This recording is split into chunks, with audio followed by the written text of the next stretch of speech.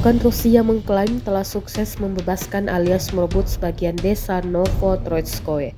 Rekaman momen serangannya diunggah di Telegram pada Rabu 1 Januari 2025. Dalam keterangan unggahan disebutkan, Pasukan Hussar Hitam membebaskan Novotroitskoe di dekat Pokrovsk. Dalam aksinya, mereka menggunakan drone peledak dan amunisi lainnya. Tentara Ukraina dalam parit dan tempat bersembunyi lainnya disikat. Salah satu pejuang Rusia menunjukkan dan menceritakan bagaimana desa Novotroitskoe dibebaskan dari mereka.